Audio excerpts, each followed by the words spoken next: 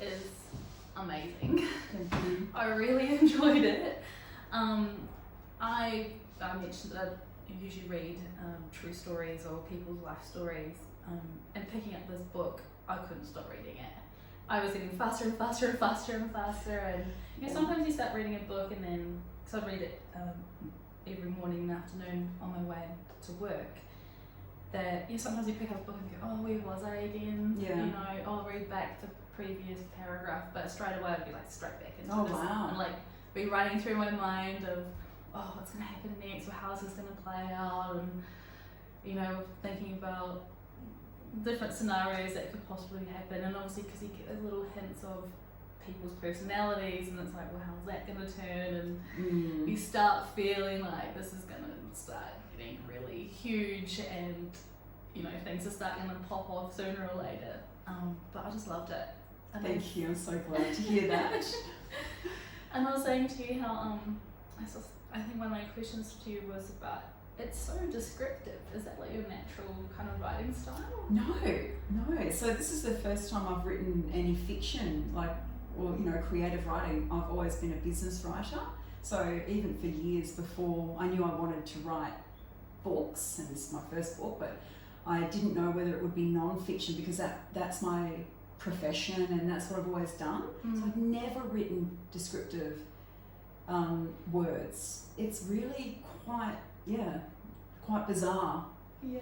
That it's because the book is full of description, as you know, and so much about the five. It's very extremely spiritual book, but so much about the five senses too, with the smell and you know, all the different touch and the foods and tastes and textures and sensuality. So it's very evocative with all of that. So I don't know where that how that came out, that it did. So well, I found it fascinating. Like, you read one paragraph and it's like you're in there, you're in the scene, you know. It's like my head, I'm like, I'm trying to like picture, I don't really get faces, but I'll get that kind of like the essence of each person in a way. Yeah, how the feeling of them. Yeah, good. Yeah, me too. I don't particularly have faces for any of the characters either, but real feelings for them and a sense of who they are. Yeah. So almost like it's almost nice not to have a face sometimes. Like the feeling is more direct. Sometimes, like when you've seen something that's been made into a film, sometimes it's hard to bridge what you read in the book and what forms you created for it in your feeling with the actor. Or if they get it really right, like some amazing film adaptations, they just get the casting so amazing to the feeling. So I hope that one day that Am Lilith does go to screen, and wow, it'll be amazing to see how the casting could reflect those characters. Yeah, when you mentioned that, you're like, oh, imagine if this could be a movie. And when you said that, I was like, wow. And what came to my mind, and like read how the book progresses, and it was kind of just, you know, like saying, like trying to imagine it. For me, like just like a vision I had was at the start, and with Lilith and her environment, to me it seemed like effervescent and all sparkly and glowy, and you know, like a bit like mystic, you know, like just really godly like, and just real sparkly and bright and colourful.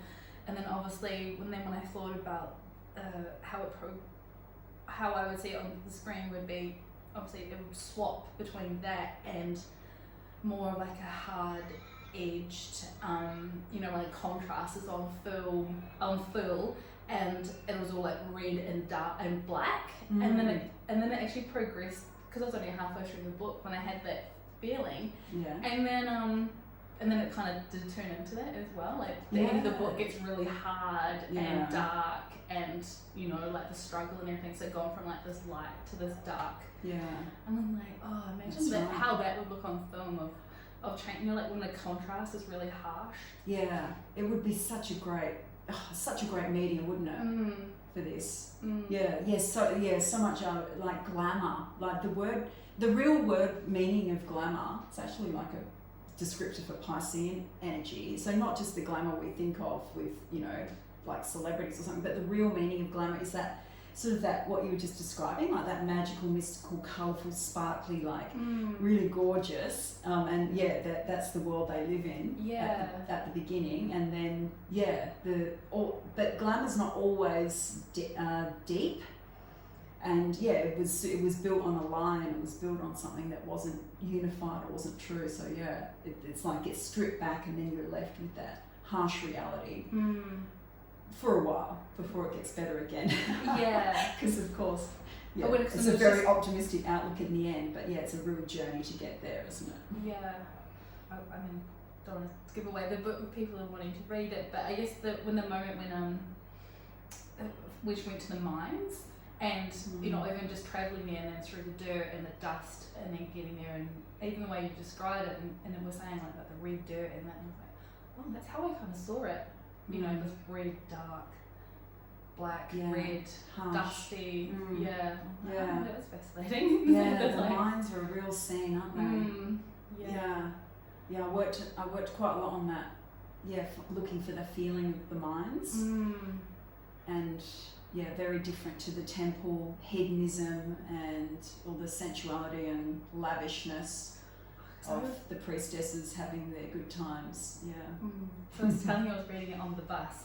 So I remember at one point I was like, I had this big gasp out loud, and I was like reading frantically, and then I got to a point I was like, I need to just finish this book at home because it was getting like really emotional, and I was like, I don't think I can read the rest of this on the bus. There was a couple of times I'll be like crying like slightly, holding back tears. It gets pretty hectic, doesn't it? I do warn people that the end does get quite hectic, or towards the end. Even I never could have imagined that I could write those things, and I remember talking to my editor, and she would encourage it to go further and say you have to go there, and I was like, no, I will not write, I will not write violence, and I will not write, sadistic or anything like that. I won't do that, and anyway, I did, as you know. So, but it's like it had to be there. It's like there's a grittiness to how life rolls and how the evolution of humanity has been. It has been really brutal. So, and we're talking about Lilith energy, which 100% she's gone there. You can't whitewash Lilith energy, and the story couldn't be whitewashed either, to take away those gritty, harsh ends of the love and fear spectrum. So the message is love, the message is unity, but we do play with those dark energies. We all know them, we've all experienced them, certainly across our lifetimes. So the book went there, didn't it? I did say that to my friend, and I shared it with her. I'm like, just kids intense, be prepared. It's almost like you might not imagine that at the beginning, when it's all good times and pleasure and utopian, like a female ruled utopian world, the ugliness, and it comes out eventually because it's based on imbalance, and it had to be balanced. And that's when all those little truths of people's stories were coming out, and then the real world was getting exposed. You're kind of like, oh wow, this is going to get deep. Without giving any spoilers, did you realise the kinds of things that were going to happen with key characters? Just curious. There was one point where I thought there was one phrase or a sentence and the penny dropped. Oh, right. Okay, because a lot of people haven't had the penny drop, or they wondered but they didn't see it coming, so you actually thought, it took a while. But then I was like, and then very soon after that it was all not soon after, but I think because the penny dropped, I knew what was going on. So one of the questions I wanted to ask you was, how and were you somewhere? Was it a dream? Was it an epiphany? How did this creation start? Yeah, it had some different elements, including an epiphany, including a meditation / prayer, and it also just had years of wanting to write a book and having all of this understanding and knowledge that, especially about the big galactic cycle that this book has as a backdrop that shows us that there's a time when the feminine energy, not just women, but the feminine energy is on top, and then the masculine energy is on top, and it's like this for the purpose of like separating out and then coming back together for creation. It's like love making, so there has to be friction, there has to be moving apart to create something greater. So we live in a vast galactic cycle which does that. So this book is, I'd read about that and started in 2012, and it just because I was like praying to make sense of life and why there's darkness and the feminine and masculine. I was so devastated. I was always like a staunch feminist and quite an angry one. I'm not now, and I just was questing to find these things out, and I read about this amazing cycle, galactic cycle, that was discovered and put forward by the late Nick Anthony Fiorenza, an amazing astronomer and astrologer. They're rare to get them together. Normally the astronomy is only science and won't apply metaphysical meaning, but astrology does, and he was both. Amazing man. And he blessed and assisted me to use this material as a backdrop. So anyway, I was obsessed with that for years, and that was in 2012. I started doing workshops on it, writing about it in non-fiction ways, and I wanted to try and find a better way to communicate it and share it. And then simultaneously, I was getting more and more interested in Lilith and the energy of Lilith, and I really resonated with her. I'm more a Lilith energy than what I see as the other archetype of women. If you put them into two, there are many, but if you just wanted to look at it simply and say there's Eve, who's the feminine, and Lilith, who is like the more fiery masculine part within the feminine, and I felt more like that. We all have both of it. So anyway, there was all the build up to it, and then the actual epiphany was when I realised, like massive penny drop, when I realised that the feminine and masculine were equal, because I was always so devastated that the feminine had been, repressed, raped, just terribly abused, and all that's happened through, to me, the last 6,000 years of the patriarchy. I was devastated by that.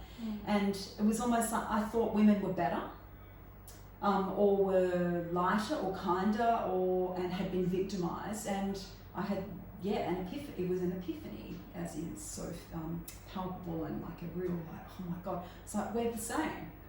Like the feminine, why would the feminine, we're one energy, so why would one part of that be able to become more dark like the masculine, and the feminine's like a sweet angel?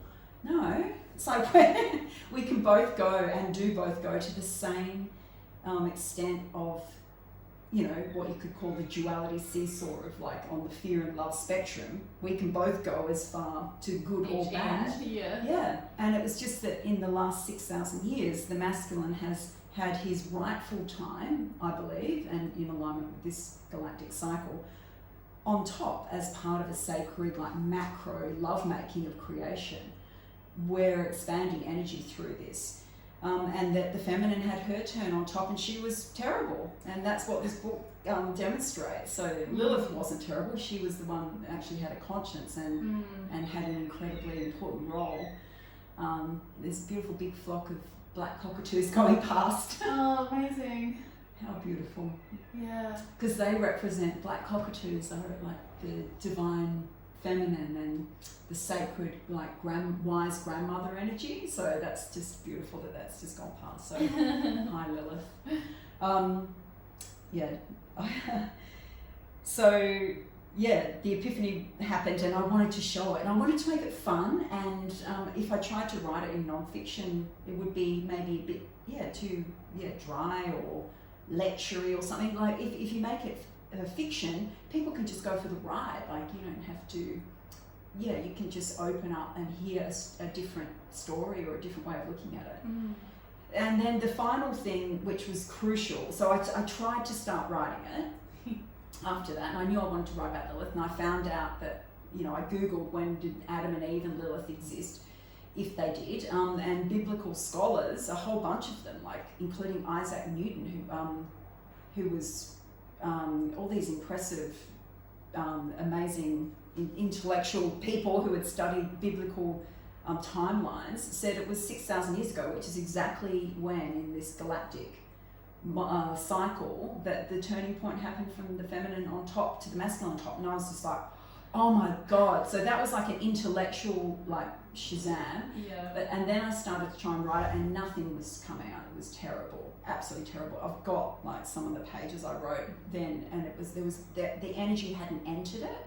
It was completely barren of the essence and spirit that's in this book now. And then my spiritual teacher and mentor, Melanie Ryan, who teaches Mahat Meditation and ITA energy medicine, she said to me, go, Mel, when you're meditating and you get far out there, go to the higher matrix. So you can go there with your intent and will and say, show me the book, because we knew it was my destiny, and we knew this book was written. It was already written. And I did that, and that was a very strong experience. And even though I didn't consciously hear or see it, I was like, and like heaps of energy, and I just let it roll through. And then, I don't know, shortly after then, guessing like a week or two after that, I started to write it on a very specific moment. Like the energy had entered, and it wasn't easy. It doesn't mean it was easy. It wasn't. It was not easy, but the energy entered. It was a real moment. So So that's quite a few factors. Yeah. Obviously, it started with you were curious from the start. Like you say, it were these little things that all amounted. You became more and more curious, finding. Even after I read the book, I did my own research because I didn't really know anything about it. And I started doing my own little research, and it's just fascinating. Yeah. Did you find that most of what you read was about her being a demon and the darkness, or did you read more of a balanced? Reading it in this book? No, in your research. It flowed along similar lines to yours of obviously Adam and Eve. Like she was banished, and then was kind of came back as always kind of tormented him, or became historically referred to as a demon.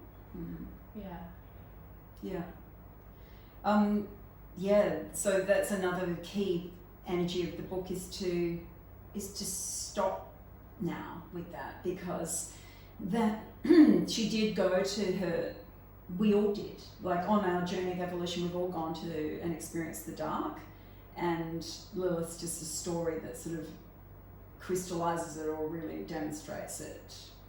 And especially for a particular part of the feminine, which is the more powerful, empowered, sexual, not just sexual though, like Lilith shouldn't be reduced to being only like she's like super sexy. It's not, she's much more than that. So that's just one part of her as the whole woman, but the parts of Lilith that were exiled are the parts of the feminine that in the last 6,000 years have not been welcome, which is the powerful, the strong. Yeah. Because she's, not to say Eve isn't, the Eve archetype, she is, but the Eve archetype is the feminine, the water, she's softer, and that's been more welcome. And in shadow, the Eve archetype becomes, that the doormatty, or, gets, the good mother, the good wife, all of those things that aren't the whole energy of Eve, but in Lilith's, in shadow becomes demonic, very dangerous, deadly, but in light, she's the empowered feminine, and she's back, and in this time in the galactic cycle, the time now is, for unity is now, so we really need to welcome back the Lilith energy, and in my view, stop calling her a demon, because we're rejecting ourselves when we do that. And it's such a great time, even in the world of equality, the feminine movement. But like you say, it's getting that balance back. Yeah, the whole woman. It's like the whole woman back, where we don't want to go overboard into the feminine too. It needs to be balanced of the soft feminine and the mother, which is why I wear moonstone to help align to that, and the really strong feminine. It's we're not just one or the other. In different moments, depending what's needed, we can flow between them. But we really do need the whole woman energy back, or the whole feminine. And the whole way the world's experiencing, understanding the feminine and masculine, and the way that people within themselves are like balancing, exploring, wanting to express the feminine and masculine, I think is like showing us that now is the time that we're reunifying, and we don't have to express it in one way. We have both within us, and we can express them as we wish, hopefully in balanced, unified ways. But that's up to us. That's our ride. That's what we get to do when we incarnate. And it's like people are becoming more aware, like you say, like just knowing that, as one person, you are made up of female and male. Like you have both of those qualities within you, and that goes for males and females. But a lot more people are becoming aware of that. Yeah, it's really strongly up in our consciousness, isn't it? And reconciling it or investigating it.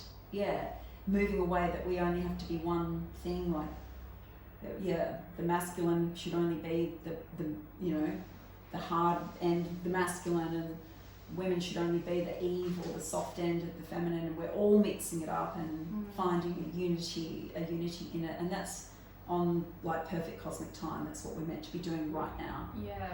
That's what I mean of like this timing work. This book is that's really good. It's meant to be right now. Yeah. So, because you do, how long have you been an astrologer? I actually started in 2012 practicing with clients. So that was also the year that I found out about this, this astrological cycle, which continues to be like the foundation of how I understand life.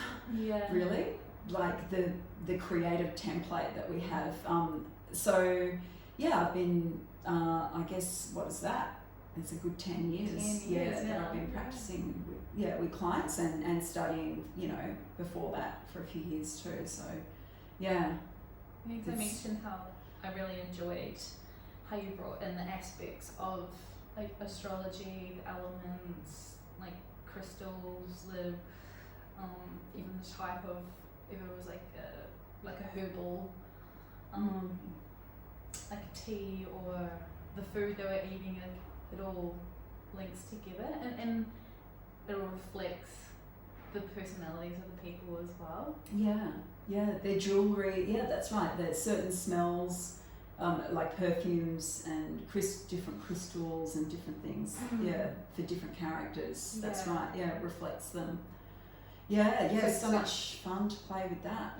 So it almost made the person more like you said, like that you just got that feeling about the person because of how it was described, and I really enjoyed that aspect of it, because I'm into that kind of, I love all that information, so every time I read that, it kind of really took you there, of just of knowing like what certain crystals mean, or the healing powers of them, and how they were used in ceremonies, and the whole crystal thing has always been a passion of mine as well, and it was great fun to and with great meaning in it to apply it to the characters and different qualities of the essential oils that they favoured, and just all the meaning that there is in like nature's products, like those things, crystals and smells and food and plants and flowers, and how they're used consciously, like the symbology of a peacock's feather, or a pine cone for the pineal gland, and all of those things. So it's like so many things that I've studied and learnt since I began the spiritual path in 2005. I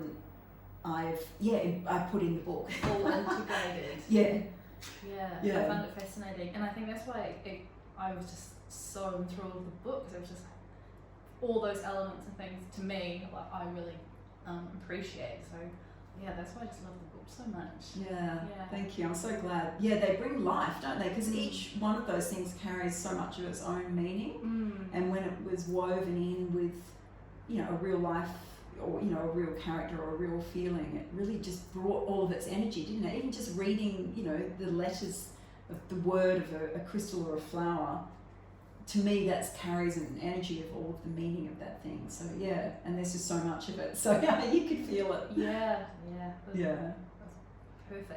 perfect. I, as a child growing up, would always read mythology and Greek mythology. My mum's name's Helena, so wow. I was always, you know, just loved you know, goddesses and gods and all that kind of historical stories, and especially when you look at places like Greece and all the statues and just the history in a way, and obviously astrology and all the constellations. So it's like it's so much of it's in our history, and like growing up and learning about it. Did you is there anyone else you think that you feel pulled towards their story as well? Yeah, there is. I'm really attracted to Medusa, who is very similar energy to Lilith, and in astrology there's a fixed star called Algol, which is Medusa, and many astrologers also consider it a Lilith point as well. So it's the same basic energy, like a beautiful, amazing woman was treated very badly and turned nasty. and needs her name cleared. And then, but she was raped and she was mistreated. She was originally wonderful and beautiful. So I'm really interested in Medusa. I always have been since I was a little girl. And I'm also interested in Freya, which you've talked with me about, which is since then. Yesterday I met a dog called Freya, and I actually looked up, you know, I read even more on Freya and saw that she does have dogs as like a totem, one of her totems. So I'm noticing all the Freya references that, you know, that are surrounding me. Her connection with the earth. I quite like that aspect of it. I'm interested in her essence, and again the essence of these expressions of divine energy patterns, because to me that's what they are, and away from even what you read about them. You know, like you've got to feel and go a few steps deeper, because they're all written about. Yeah, some of the material would be amazing, but some of it's just sort of like a regurgitation through, you know, history, and isn't the real essence. But I'm interested in Freya from Norse mythology. Would like to look more at her. There's actually quite a lot of them that I'm interested in the retelling of stories. Yeah, of, you know, mythological or ancient characters like that of the feminine. Yeah, I think they're great. For sure. That would be really great. Yeah. Like you say, there's only like a really small, the information you can find is only really limited. But it's like there's a whole story there. Yeah, which you have to go in on with like meditation, prayer, and connection. Yeah, to really find something, not just make something up on the left brain, but really find an essence to express. So that would be a real adventure to do that. Yeah, hard work and exciting. And magical and exciting as well. My question was going to be to you was like, how long did it take you to actually write the book from start to finish? It was quite quick. It was in 9 months. I had a really solid first draft, like a proper first draft, very recognisable to how it is now. And then I did, so the whole thing, it was like almost to the day, 3 years even. So it was 9 months to do a draft, but then heaps more work happened, and I just couldn't quite get it finished, even though I worked on it pretty much every day, but it just took 3 years all up, but really 9 months to get the really hard part done. After that, it was a bit more fun because it was editing and improving, and like became more fun, like the weaving and stuff. But the 9 months of actually breaking the story through, because even though I like I said, I meditated, I received it, didn't consciously know it. However, I would write and it would be like, oh, of course. You know, it would always be graceful and click in, and if I had to add in some backstory or something, it would always be, I know exactly where that's going to go, because it was always there. I could feel the energy to talk about it. It was always there. It's just my left brain didn't consciously know it, so it still took a lot of work, and there was a lot of resistance as well, like energetic resistance that I had to push through. So it was actually quite hard, like a lot of energetic resistance. Like some energy doesn't want it. Probably my shadow. We kind of don't do it. And how much feedback have you had? People, they read it, do they reach out to you? People reach out to me. It's normally the people who there have been a number of men, but mostly it's women. I really love it when men read it as well, and appreciate it. The women that reach out, like from across the world, they send me messages and emails and stuff, and say that it's really blown them away and changed something deep in them and really stirred something. Like, I've had women say that made some very big life changes, and so I think this book is a book that either speaks to you like 110%, or you just go over the top of it. So there's a lot of people who it deeply speaks to, like yourself, and who really see and get something, and then I think the book can really trigger and freak out, or people can't go near the book as well. So that's how life is. It's like there's always like, the book is about duality and how the truth is unity, and it's almost like the response to it is very passionately super into it, like really passionate, or they just can't see it at all. But overall, very good feedback. It's got good reviews. It continues to grow. I'm not even doing really particularly promotion, but it continues to move well, especially in America. For some reason. American women are like into it. Wow, that's great. That's really interesting. And there are people who want to have a good discussion about it, are really interested in it, like yourself. Book groups, don't they? There's so much to discuss in book clubs, and it has been picked up by a number of book clubs, and there's so many things to discuss, so many different things to discuss from within that book. It'd be interesting for your fly on the wall. The sexuality is often discussed, so again, I don't want Lilith's not just about that, but I think it's fascinating to see the depiction of women's sexuality in this book, when the very concept of any shame or repression was unheard, it's just impossible.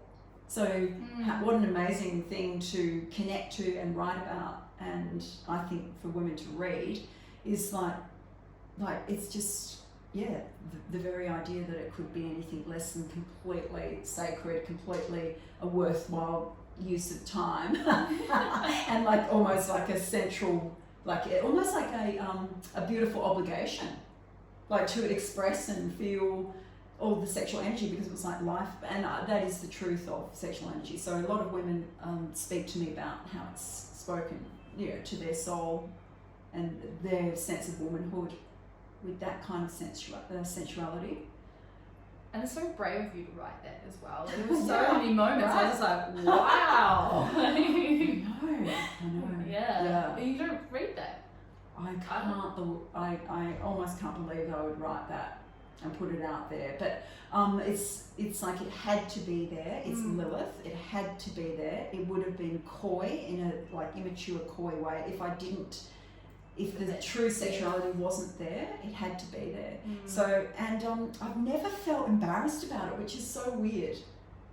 Yeah, it's so weird, because when I was a little girl, I remember I was so ashamed about any concept of sex, which is quite typical, that I was devastated. I must have been maybe about 6 or 7, that I'd never be able to get married, I thought, because my parents would see me kiss at the wedding. Like that's just telling that story to show the depth of sexual shame and repression that I carried, and I think it's pretty common in my cells. And then hello, look at this book. So You're like, that's gone out the window. Oh yeah, and I feel like really comfortable and proud, and I just know it's truth. It's just truth, and it's wholesome and pure.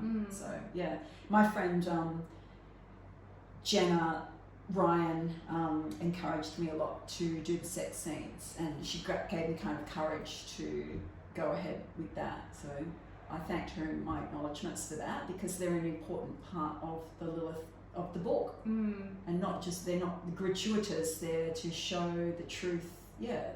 Sexual energy is the energy of the feminine and masculine moving apart and joining, whether it doesn't matter, obviously I don't need to say it doesn't matter about the gender, but the frisson between the feminine and masculine is divine creation energy.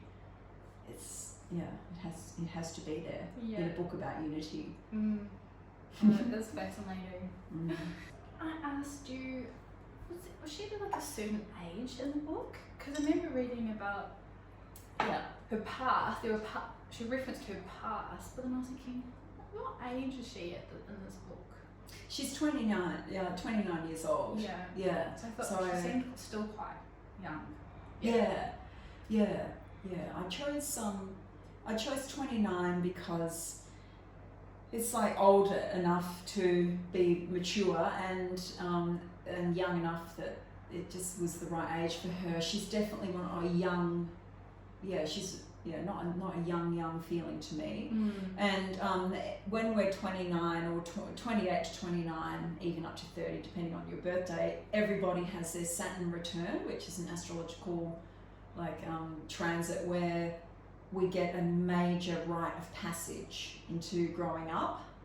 So everyone gets a bit of a hard time in some way. Lilith got a very hard time at that age, and after that, in astrology, you're not considered a full adult until you've had your Saturn Return. So, and in the book, I mentioned that she is having her Saturn Return because, of course, she's all the priestesses are astrologers, and so that's why I chose that age. Because all your descriptive places and the temples and the gardens, has anywhere you've been in your life and your travels that there were anywhere you had referenced some of those similar places? They felt very alive to me, so it's really easy to imagine them. I've always been like really into palm trees, and one of the reasons, I don't know if on the camera that this palm tree out there is seen on the camera, but one of the reasons that we bought this house was that palm tree, that date palm tree just there. So that whole really exotic palm trees and hanging gardens of Babylon, all of those really beautiful, feel it again. It's I just know those places, and the grand beautiful buildings like the ziggurat and with water flowing. I've travelled a lot, but I haven't been to those places, but I like looking at pictures of them. I love bougainvilleas, and that is a bit Mediterranean, sort of Moorish region, which the setting for in ancient Mesopotamia was like that, the fertile crescent, and there was desert too, but the gardens and the cities were very lush. I did feel like once I read the part where it seemed like they were all hiding and shielding a lie, as soon as that kind of came out in the book, at the very start, it was quite early on, I was just like, this isn't, like, the feeling was like, this isn't good, they're holding so much back, and for the wrong reasons. Did you think there were any other examples throughout history that, either holding a lie or shielding a lie? Massively. So, the lie in I Am Lilith is so massive, and I think it's not a spoiler to say the lie that the priestesses perpetuate through their society for thousands of years is that males have no role in procreation, as you know.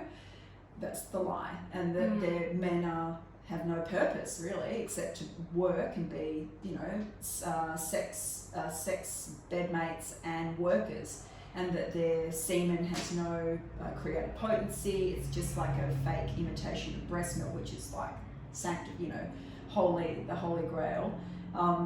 So they use it to keep men's esteem down because they're scared of men taking over, so they use it to diminish them, as you know. So that's a massive lie, and of course that unfolds in the book. So yeah, other lies through history. Well, one of the biggest lies is initiated in, described in this book, and that's that sex is bad, especially women's sex. And shame around it. Yeah. All the shame, and so because sexual energy is divine creative energy, to associate shame and to pervert it, because when you associate shame or repress it, it becomes twisted and perverted, and then all sorts of dreadful expressions come of it.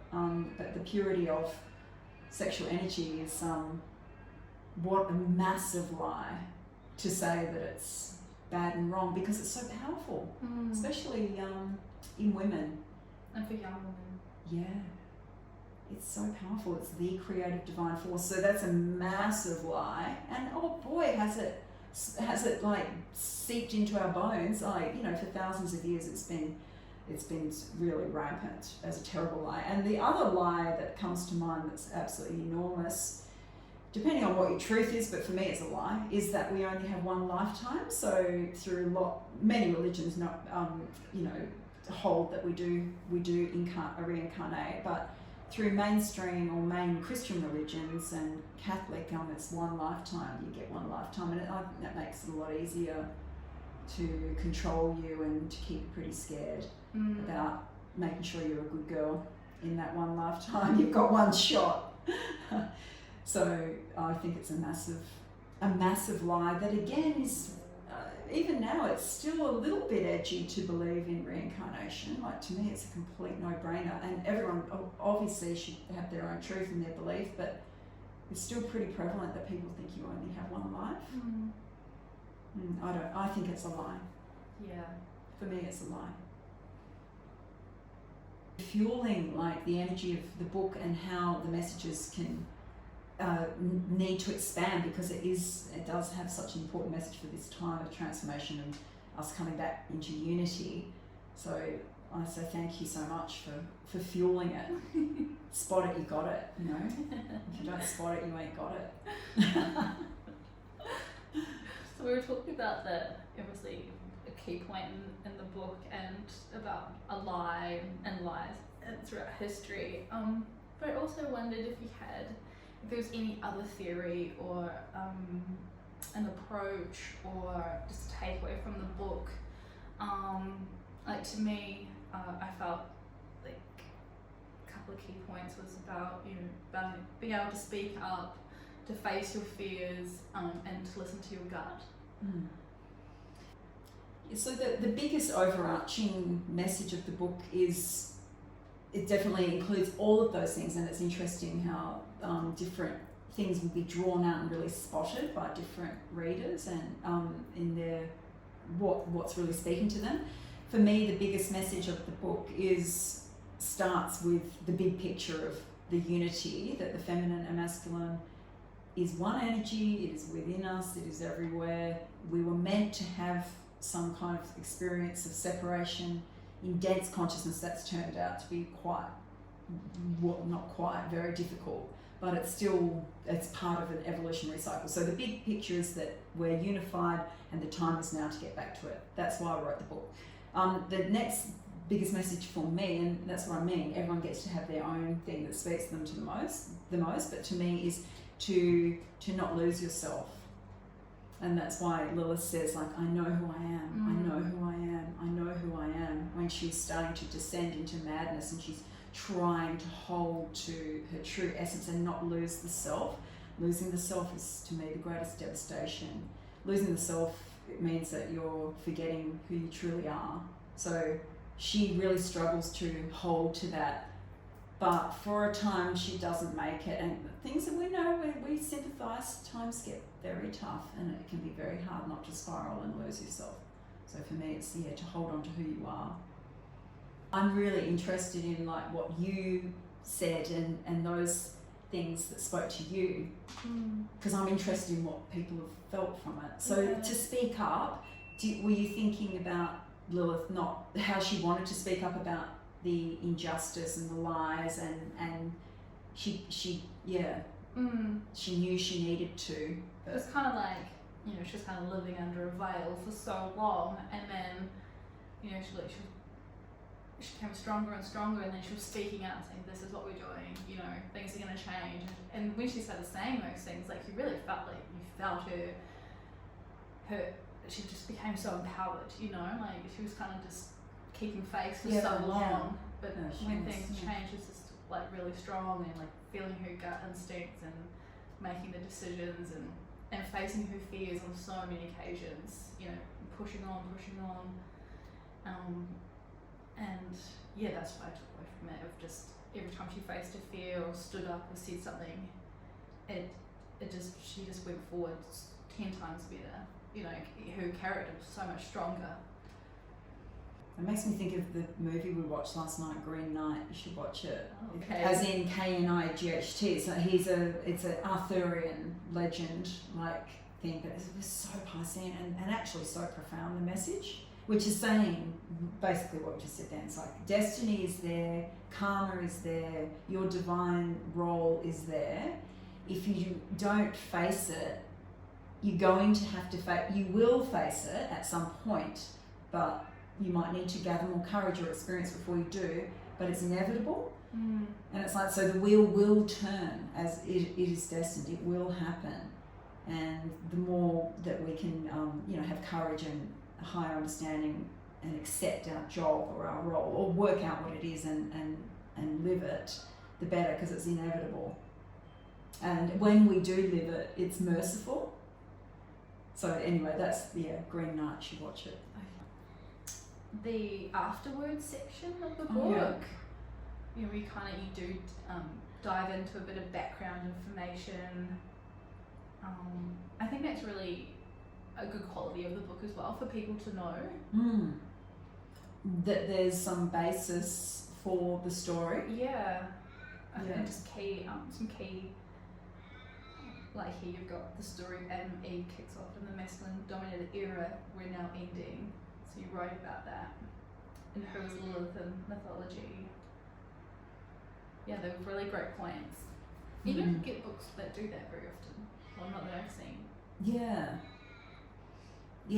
I think unless there is something to say, because there was actually so much to say on this in this book's case, about where the plot of the story came from, and that it's not just a story. It has history.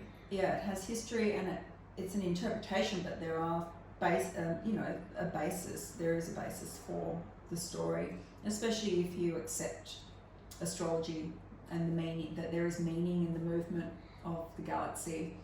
If you accept that there's that, then it has a lot of meaning. And I don't think anyone would really read this if they didn't have some sort of acceptance or honouring for the higher cycles, and that there's something more. It's not really their cup of tea, I don't think, this book. There's a mass awakening happening because this is the time. It's just so accelerated.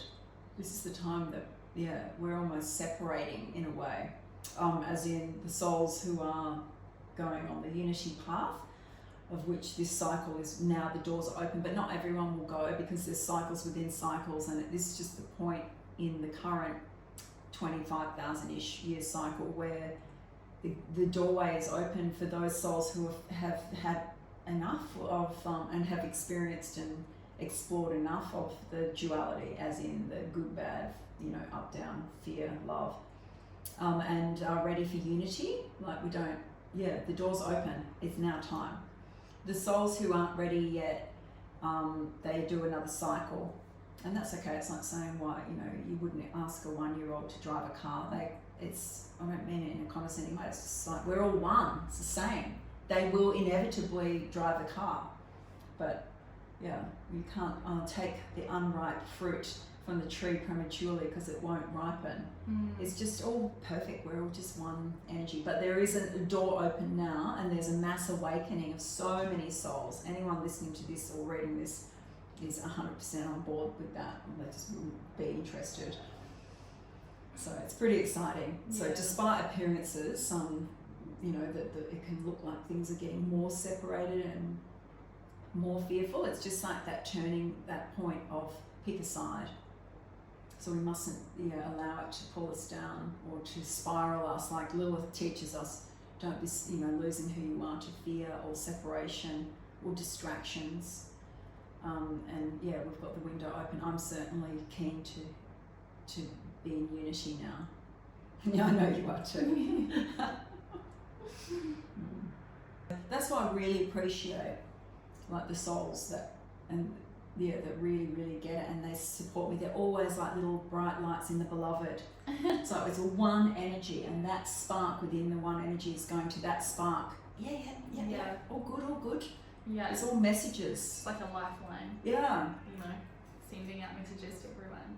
Yeah, it is like a lifeline, and like a life being light. Or and like like you line. energize. Yeah, a light lifeline. Like you energize light. You go around the world energizing light. That you do. When you spot light, you energize it, don't you? Yeah. And you know it. It's like you're on a mission. It's like, yeah. It's really lovely. Amazing soul. Thank you. Thank you. Yeah. I really appreciate you